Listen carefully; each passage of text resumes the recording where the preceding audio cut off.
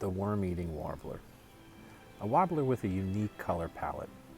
This olive and buff species nests in large forest tracts, often on steep slopes, with rich laurel, rhododendron, holly, or dogwood understories. They use their large, sharp bills to hunt for insects and spiders in the foliage and clusters of dead leaves. Their preference for dense understories can make them hard to see, so make sure you learn the male's song. It is a very rapid trill that can be easily confused with the chipping sparrow's song. Unlike many of its warbler cousins that like to be seen at the forest edge, you have to dive deeper into the forest interior to find this species.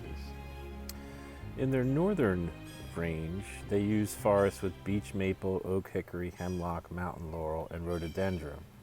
In the southern coastal portions of their range, worm-eating warblers can also live in white oak, wetland forests with holly understories, and lowland bogs with sandy peat soil and woody shrubs. All these habitats have a lush understory and a mostly closed canopy. Worm-eating warblers eat mostly caterpillars and grubs, not earthworms as the name might seem to suggest. They also consume slugs, spiders, and other insects, which they hunt in clusters of dead leaves and in live foliage. Other prey, like sawfly larvae, leafhoppers, grasshoppers, beetles, might be gleaned from vegetation and occasionally from leaf litter. In spring and early summer, they forage in leaf and flower buds and flowers. They tend to forage in the forest interior, usually low to the ground, less than 18 feet off the soil. Worm-eating warblers nest near water, usually close to the ground. Females select the nest site. Females build the nest up of skeletalized dead leaves, lined with stems of hairy cap moss, hair, fine grasses, maple seed stems, and pine needles. The nest measures about 8 centimeters across. They will have one clutch per season with about 4 to 6 eggs. The incubation period is between 11 and 17 days, and they remain near the nest for up to 11 days.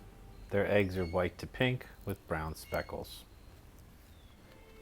Interestingly, these birds need up to 4.5 acres surrounding them of undisturbed habitat.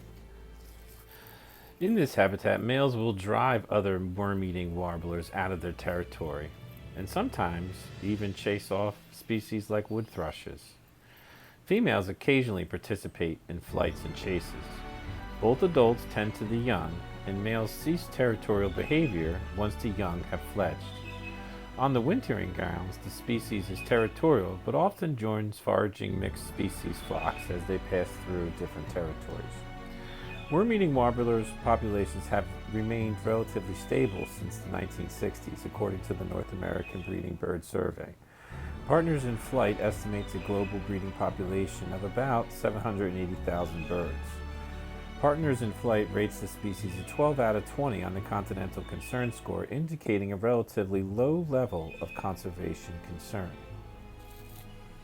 I hope you enjoyed this summary of the species about the worm-eating warbler.